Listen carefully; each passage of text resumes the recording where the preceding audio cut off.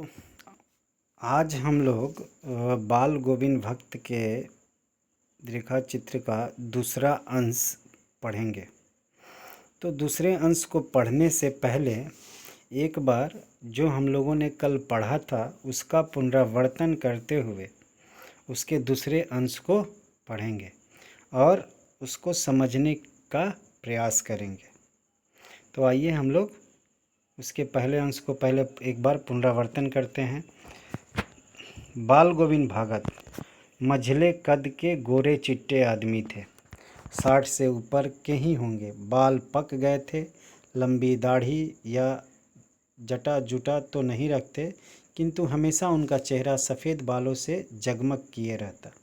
कपड़े बिल्कुल कम पहनते। कमर में एक लंगोटी मात्र और सिर पर कबीर पंथियों की सी कनफट्टी टोपी। जब जाड़ा आता एक काली कमली ऊपर से ओढ़े रहते। मस्तक पर हमेशा चमकता हुआ राम नंदी चंदन जो नाक के एक छोरे से ही औरतें के टीके की तरह शुरू होता। गले में तुलसी की जड़ों की एक बेडौल माला बांधे रहते। तो यहाँ लेखक जो है बाल गोविंद भगत के रंग रूप कद काठी के बारे में बतला रहे हैं और उनके पहनावा ओढ़ावा के बारे में बतला रहे हैं कि उनका रंग रूप कैसा था, पहनावा ओढ़ावा कैसा था। तो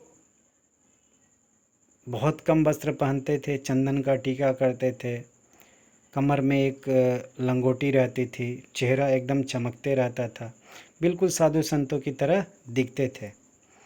ऊपर की तस्वीर से यह नहीं माना जाए कि बाल गोविंद भक्त साधु थे, नहीं, बिल्कुल गृहस्थ। उनकी गृहिणी तो मुझे याद नहीं, उनके बेटे और पतों को तो मैंने देखा था। थोड़ी खेती बाड़ी भी थी, एक अच्छा साफ सुथरा मकान भी था।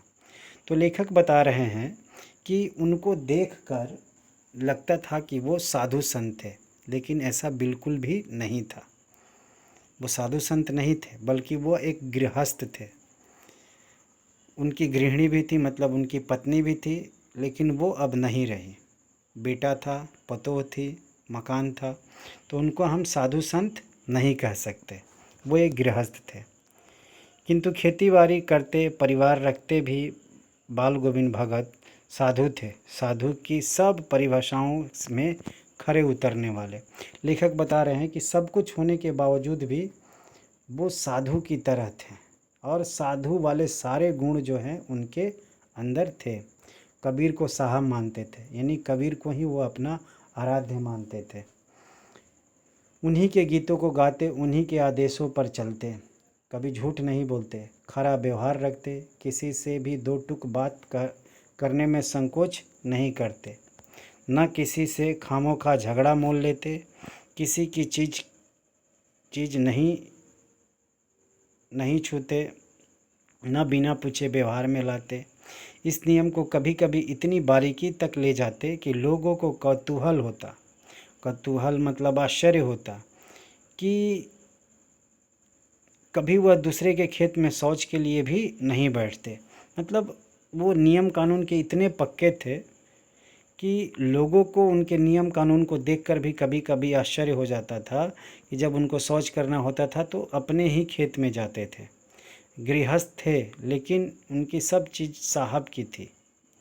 मतलब वो गृहस्थ होते हुए भी उनका सारा सब कुछ जो था वो सब ईश्वर को समर्पित कर देते, यानी साहब वो किसे मानते थे? तो कबीर को।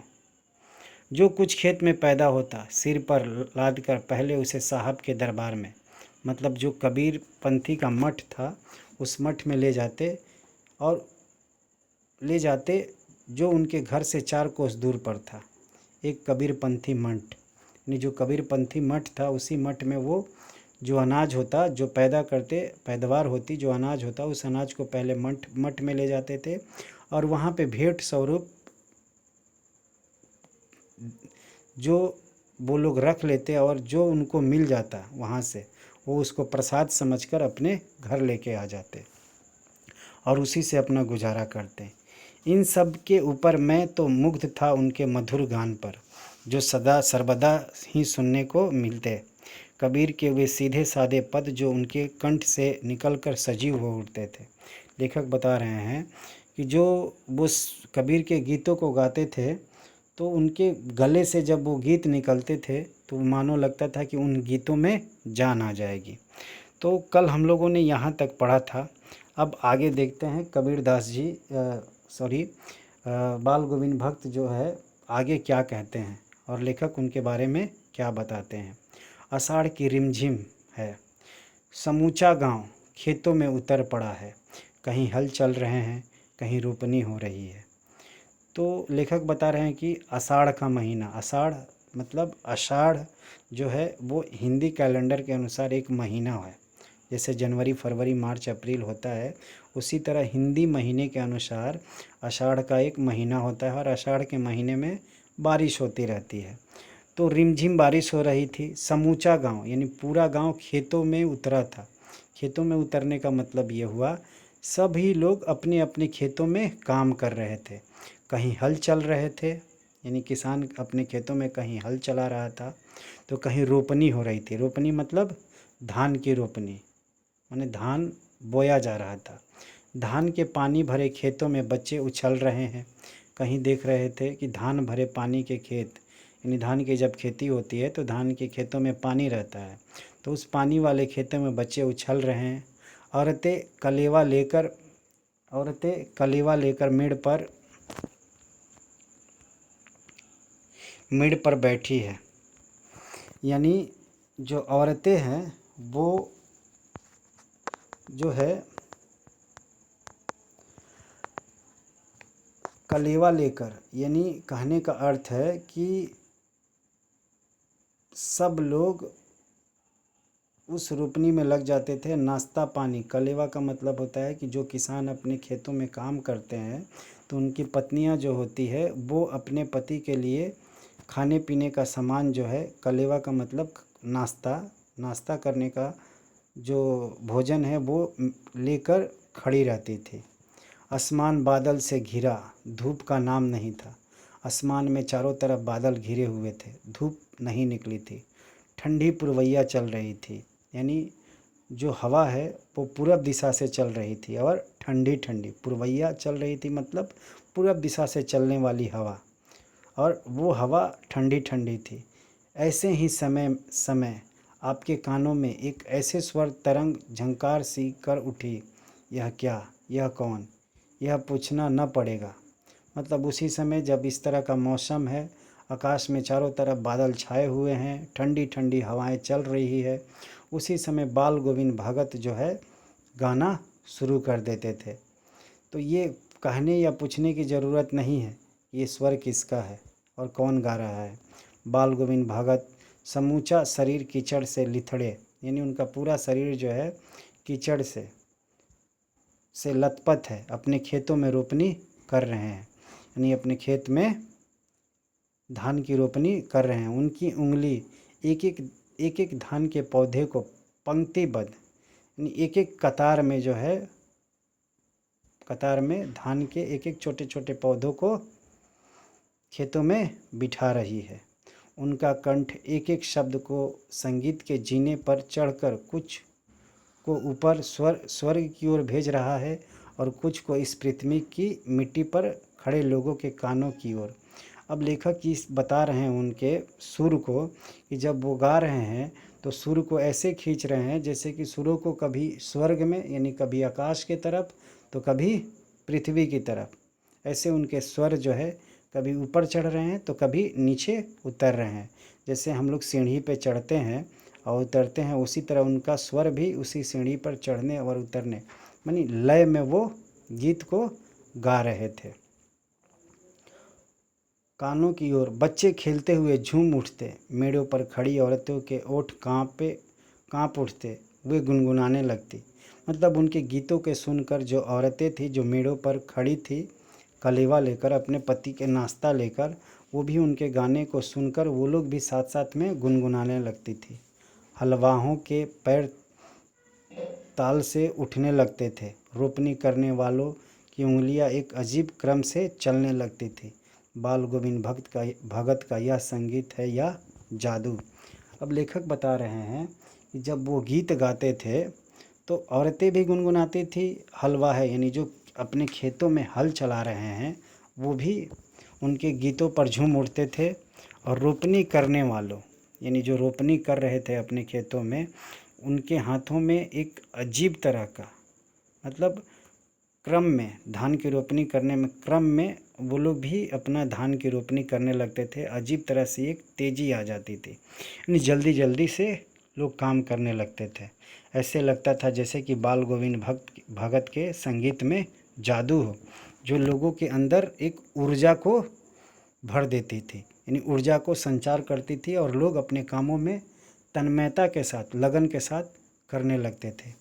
भादों की वह अंधेरी अधीर रतिया, अभी थोड़ी ही देर पहले मूसलधार वर्षा खत्म हुई। बादलों की गरज, बिजली की तड़प में आपने कुछ नहीं सुना हो, किंतु वह झिल्ली की झंकार या दादुरों की टर्टर बाल गोविंद भगत के संगीत को अपने कोलाहल में डुबो नहीं सकती। अब लेखक बता रहे हैं कि भादो भी एक हिंदी कैलेंडर के अनुसार हिंदी का एक महीना है। तो उस भादो के महीने में अंधेरी रात में अधिरतिया यानी अंधेरी रात में आधी रात को मूसलाधार बारिश ख़त्म हो गई थी, यानी तेज़ बारिश जो हो रही थी वो ख़त्म हो गई थी। बादलों की गड़गड़ाहट, गरज, बिजली की तड़प, सब कुछ जो है अपने कुछ नहीं सुना हो, किंतु अब सब बंद हो गया था। अब झिल्ली की झंकार या दादुरों का मतलब होता है मेढकों का टर्टर, जो है बारिश के मौसम में मेढक जो है बोलने लगते हैं। लेकिन जब बाल गोविंद भगत के संगीत को अपने कोलाहल में डुबो नहीं सकती, मतलब ये लोग बोलते थे फिर भी बाल गोविंद भगत के जो संगीत है वो उनके शोरगुल से कभी दबता नहीं था, उनकी आवाज़ कभी दबती नहीं थी। इनकी एक आवाज़ ही अलग थी। उनकी खंजड़ी मतलब एक चिमटा होता है एक तरह का बजाने वाला, जो साधु संतों के हाथों में बहुत देखने को मिल जाएगा। एक जिस तरह चिमटा होता है लोहे का, वो बजाने का काम होता है, तो उसी तरह वो खंजड़ी डिमिक डिमिक बज रही है और वे गा रहे हैं। गोदी में पियवा चमक उठे सखिया चिहुक उठे ना, मतलब वो गीत गा रहे हैं और गीत के जो बोल है, गोदी में पियवा चमक उठे सखिया चिहुक उठे ना। हाँ, पियवा तो गोदी में ही है, किंतु वह समझती है कि वह अकेली है। यानी वो गीत गा रहे हैं और गीत का मतलब है कि गीत में बता रहे कि पिया गोद में है, किंतु वह समझती है कि वह अकेली है। चमक उठी है, चिहुक उठती है, मतलब चिहुक उठने का मतलब हुआ कि वो जो है कि खुशी से चिल्ला उठना। चिहुकने का मतलब हुआ कि खुशी से वो चिल्ला उठती है। उसी भरे बादलों वाले भादों की आधी रात में उनका यह गाना अंधेरे में अकस्मात कौंध उठने वाली बिजली की तरह किसे न चौंका देता। जिस तरह भादों के महीने में बिजली चमकती है, उसी तरह जब आधी रात को ये बाल गोविंद भगत गाना गाते थे तो अकस्मात मतलब अचानक उसी तरह उसी बिजली की भांति लोगों के कानों में कौंध जाती थी और सब लोग चौंक जाते थे। जैसे बिजली गड़गड़ाती है आधी रात को तो सब लोग चौंक जाते हैं, उसी तरह उनके गाने से भी लोग उसी तरह चौंक जाते थे। अरे अब सारा संसार निस्तब्धता में सोया हुआ है, मतलब सब लोग एकदम आराम से सोए हुए हैं। गहरी चुप्पी, सन्नाटा, चारों तरफ सन्नाटा है, सब लोग पूरा संसार सोया हुआ है। बाल गोविंद भगत का संगीत जग रहा है, सब सोया हुआ है, चारों तरफ सन्नाटा है। आधी रात को भादों का महीना, अब भादों का महीना जो है वो इसी तरह सन्नाटों वाला महीना होता है। अब वो भी अंधेरी रात, सब अपने घरों में सोए हैं, पूरा वातावरण जो है सन्नाटा छाया हुआ है, लेकिन बाल गोविंद भगत का संगीत जग रहा है। यहाँ बाल गोविंद भगत का संगीत जगने का मतलब ये हुआ कि वो उस आधी रात में गाना गा रहे हैं। तो लेखक जो है,